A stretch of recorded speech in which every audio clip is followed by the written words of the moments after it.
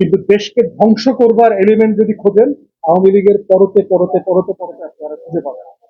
সেটা হচ্ছে দেশকে লুটপাট করবার, দেশ বিক্রি করে দেবার, গোলামি চুক্তি করবার, গণতন্ত্র হত্যা করবার, গুম খুনের রাজত্ব কায়েম করবার। গত 50 বছরের আওয়ামী লীগের 53 বছরের রাজনীতি যদি দেখেন, খুব মৌলিক কোনো অবদানের কথা আপনি আওয়ামী লীগের কথা বলতে পারবেন না। তারা হচ্ছে যেটা করে, আওয়ামী লীগ হচ্ছে অন্যের ইস্যু ছিনতাই করা, অন্যের ক্রেডিটকে ছিনতাই করে নিজের নামে বিক্রি করার যে মার্কেটিং ক্যাপাসিটি, এটা আওয়ামী লীগের ভালো। যেমন 70-এর নির্বাচনে আওয়ামী লীগ কেন জিতেছে? 70-এর নির্বাচনে সবচেয়ে বড় রাজনৈতিক দল ছিল মাওলানা ভাসানীর ন্যায়। ভাসানী যদি নির্বাচন করতেন, তখন ভাসানী বিজয়ী হতেন। দ্বিতীয় গুরুত্বপূর্ণ পার্টি ছিল নিজাম ইসলাম। তো সেই জায়গাতে গুরুত্বপূর্ণ রাজনৈতিক দলগুলো যেহেতু অবসলিট হয়ে গেছে অথবা অংশগ্রহণ করে নাই, সেই সুযোগটাতে আওয়ামী লীগ নির্বাচন করেছে। কোন রাজনৈতিক দল থেকে তখন বড় রাজনৈতিক দল নির্বাচন করে না। অতএব আওয়ামী লীগের ঐতিহাসিক ভূমিকার জায়গায় যদি দেখেন, এর লার্জ ভূমিকাটা হচ্ছে প্রোপাগান্ডা। সে অনেক দাবিকে নিজের দাবি করে, কিন্তু যেখানে তার আসলে কোনো অবদান নাই, কন্ট্রিবিউশন নাই। বাংলাদেশে গত 53-54 বছরের রাজনীতিতে আওয়ামী লীগের অবদান অলমোস্ট মাইনাস। বাংলাদেশে দুইবার বাকশাল কায়েম হয়েছে, একদলীয় শাসন কায়েম হয়েছে, দুইবারই হয়েছে আওয়ামী লীগের নেতৃত্বে। বাংলাদেশে গুম খুন প্রাতিষ্ঠানিক আকার ধারণ করেছে দুইবার। এটা হচ্ছে বাকশালের প্রথম আমলে ও বর্তমানে বাকশালের দ্বিতীয় আমলে। বাংলাদেশের অর্থনীতি ধসে পড়েছে দুইবার, বাকশালের প্রথম আমলে, প্রথম আওয়ামী লীগ সরকারের সময় এবং এই রেজিমের সময়। বাংলাদেশে গণতন্ত্র হারিয়ে ফেলেছে, স্বাধীন মত প্রকাশের গণমাধ্যম হারিয়ে গেছে দুইবার, আওয়ামী লীগের প্রথম আমলের সময় এবং বর্তমান আমলের সময়। অথবা আপনি যদি যে কোনো জাতিসংঘের যে ইন্ডেক্স গুলো আছে, যার উপরে ভিত্তি করে একটা জাতির ডেভেলপমেন্ট বিবেচনা করা হয়, তার প্রত্যেকটা ইন্ডেক্সে আমরা বারবার পিছিয়ে গেছি আওয়ামী লীগের সময়।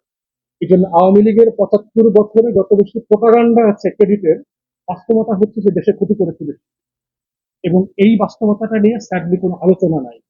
যে ক্ষমতায় আছে বলেই তার দেশে অনেক অবদান আছে, ব্যাপারটা তা না। মুক্তিযুদ্ধ আওয়ামী লীগ ছাড়া যুদ্ধ হয়ে যেত, আমরা ভাষার নেতৃত্বে হইতো, অন্য কারো নেতৃত্ব হইতো, সেক্টর কমান্ডারদের নেতৃত্ব হইতো, বিকল্প যুদ্ধ হয়েই যেত, বাংলাদেশ স্বাধীন হয়ে যেত। কিন্তু আওয়ামী লীগের ক্রেডিট খুব কম। তাজউদ্দিন আহমেদের লেখা পড়েন, তার মেল লেখা পড়েন। 25শে মার্চে ক্র্যাকডাউনের সময় তাজউদ্দিন আহমেদ বাসায় গিয়ে বলছে শেখ মুজিবকে যে একটা ডিক্লারেশন আপনি লিখে দেন। সে একটা ভিডিও রেকর্ডার নিয়ে গেছে যে আপনি এখানে একটা বক্তব্য রেকর্ড করেন, প্রত্যেকে অস্বীকার করেছে। তিনি বলছেন যে আমি 27 তারিখে হরতাল দিয়েছি, তুই বাসায় গিয়ে নাকে তেল দিয়ে ঘুমা। 25 তারিখে শেখ মুজিব তাজউদ্দিন আহমেদকে বলছে 27 তারিখে হরতাল দিয়েছি, তুই নাকে তেল দিয়ে বাসায় গিয়ে ঘুমা। এই হচ্ছে আওয়ামী লীগের মুক্তিযুদ্ধের বাস্তবতা। তো বাংলাদেশে মুক্তিযুদ্ধ থেকে শুরু করে যে পুরো ক্রেডিটটা নেওয়া হয়, সেখানে খুব আংশিক ক্রেডিটের দায় আওয়ামী লীগ নিতে পারে। বাকিটা হচ্ছে সাধারণ মানুষ, সেক্টর কমান্ডার, আমাদের আর্ম ফোর্সেস। এবং এই ব্যাপারে অসংখ্য লেখা আছে। আওয়ামী লীগের এমপি ছিল 70-এর সংসদে এম এ মহাইম্যান, তার অসংখ্য বই আছে এই ব্যাপারে, যে কিভাবে মুক্তিযুদ্ধের সাথে বেইমানি করেছে আওয়ামী লীগ, এই ব্যাপারগুলোতে ওদের দলিলে লেখা আছে। এগুলো পড়লে দেখা যাবে যে বাংলাদেশে আওয়ামী লীগের ক্রেডিট খুঁজে পেতে অনেক কষ্ট হবে। কিন্তু দেশকে ধ্বংস করবার এলিমেন্ট যদি খোঁজেন, আওয়ামী লীগের পরতে পরতে পরতে পরতে আপনারা খুঁজে পাবেন।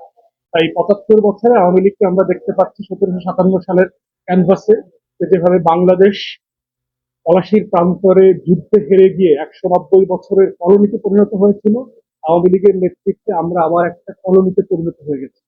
এটাই হচ্ছে একমাত্র ক্রেডিট কার্ড, বারবার পলাশিকে ফিরে নিয়ে আসছে বাংলাদেশ, স্বাধীনতাকে বিক্রি করে দিয়ে। তো এটা নিয়ে আরো বড় বক্তব্যের সুযোগ আছে এবং আরো রিসার্চারদের কাজ করবার সুযোগ আছে, যে আওয়ামী লীগের আসলে জেনুইন এই জাতির প্রতি ক্রেডিট কন্ট্রিবিউশন কতটুকু, সেটা বিবেচনা করবে।